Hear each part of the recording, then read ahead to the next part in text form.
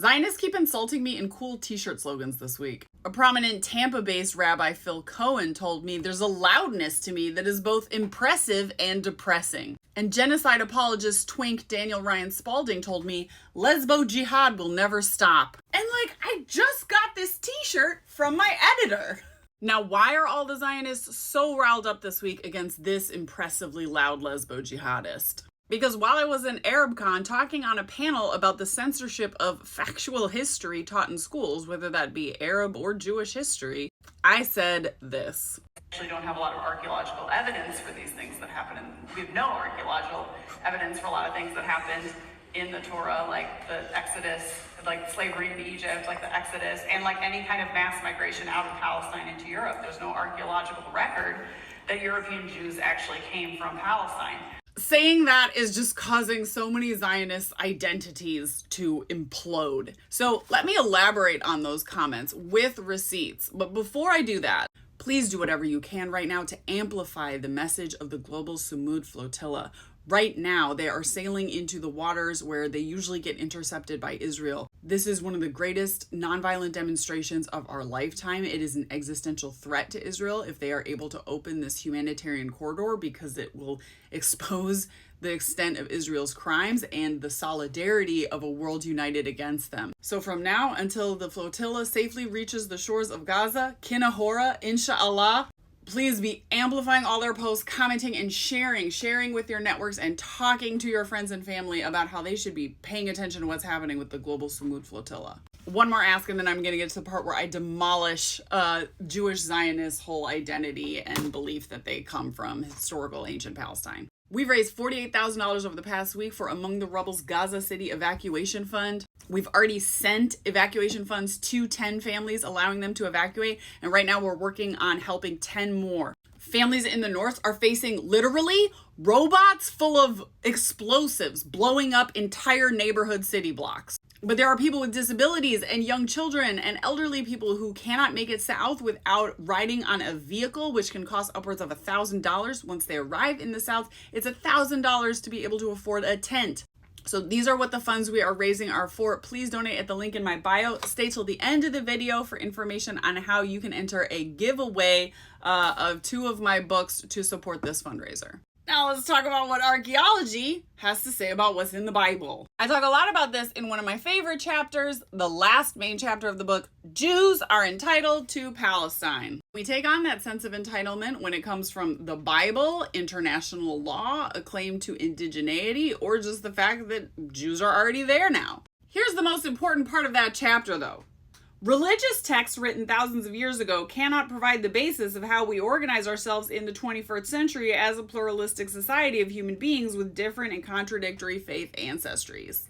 Even if there was conclusive mountains of archaeological and DNA and historical document-based evidence that all these European Ashkenazi Jews came from Palestine, which there's not, but even if there was, it would have no bearing on the existence of Israel. Just because your ancestors lived in a place thousands of years ago doesn't give you the right to go back to that place, steal people's homes, massacre them, and erect a state government that is a racist, violent apartheid state. But also, just to be clear, European Jews are not from Palestine. Let's read from the book. If there had been a massive migration of Jews from Palestine to Europe in the 1st century, that would show up in the historical record, in coins and pottery and textiles and historical texts. But the evidence just isn't there.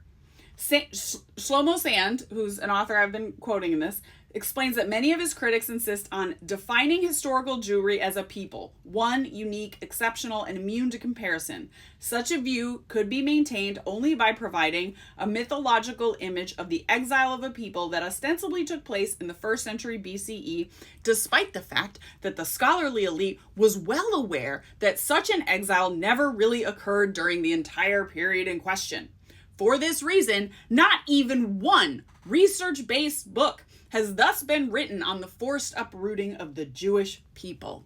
Sand accuses his critics, which there are many, maybe you can imagine why, of obfuscating the truth that Judaism from the 2nd century BCE to the 8th century CE was a proselytizing religion, and that Judaism most likely spread through Europe, North Africa, and Southwest Asia through conversion. So Jews today are not all one ethnic people or race, as both anti-Semites and Zionists jointly assert. We're a bunch of different ethnic groups who share a religion, or more often, we have ancestors who once did.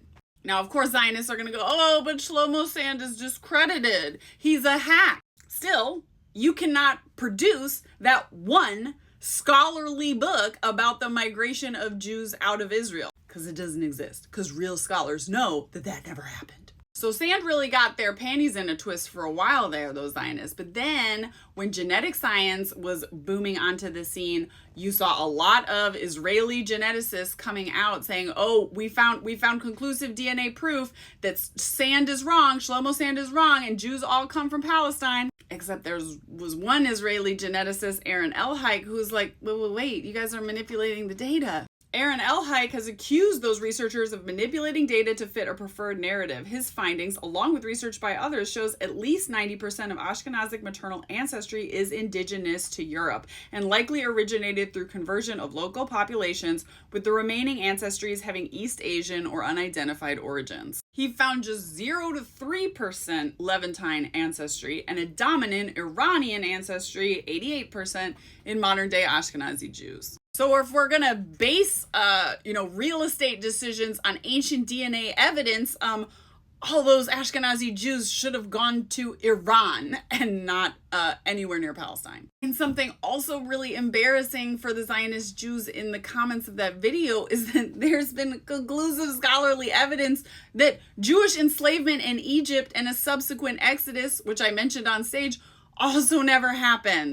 Here's an LA Times article not behind a paywall from fully 24 years ago, talking about just how conclusive this archaeological record is. 25 years ago, progressive rabbis were saying on Passover Sunday, the truth is virtually every modern archaeologist who investigated the story of Exodus, with very few exceptions, like Zionist, Bible beaters who accept the Bible as factual truth, agrees that the way the Bible describes Exodus is not the way it happened, if it happened at all. The article goes on to mention and interview several leading archaeologists in the field, including Israeli archaeologist Zev Herzog, who found that neither the genocidal story of the conquest of Joshua or the Exodus ever occurred. I also talk about how Joshua's genocide in the Bible never occurred in my book, though it is taught in Israel as historical fact. Remember, this was 25 years ago. William Deaver says, scholars have known these things for a very long time, but we've broken the news very gently. Why do you think that is? Why did these scholars have to break that news so gently? Oh, because every scholar who publishes on this get attacked for everything from faulty logic to pro-Palestinian political agendas that undermine Israel's land claims, and they get hissed and booed when they speak about their lack of evidence for the Exodus, regularly receiving letters and calls, offering prayers, or telling him he's headed for hell. I feel you. I've been there. Shlomo Sand has been there. Norman Finkelstein has been there. Aaron Elhaik has been there. Any historian, scholar, scientist who publishes anything that threatens the Zionist narrative will face professional repercussions and smears and probably death threats. I find Shlomo Sand to be a thorough, circumspect, and thoroughly convincing historian, and I think more people should read his book. If you want to read my book, I will send you a signed, personalized to you, special edition hardcover copy and an audiobook code for free if you win this week's giveaway supporting Among the Rebels Gaza City Evacuation Fund. So to enter to win, you're going to go to the first link in my bio. You're going to donate $5 or as much as you are able to these people facing, remember, exploding robots. And then you're going to send a screenshot of your donation receipt to t4gaza@gmail.com to be entered to win. And for everyone out there willing to interrogate long-held myths that you were raised with when you are confronted with, truth, I love you. You're amazing. You're my mishpacha.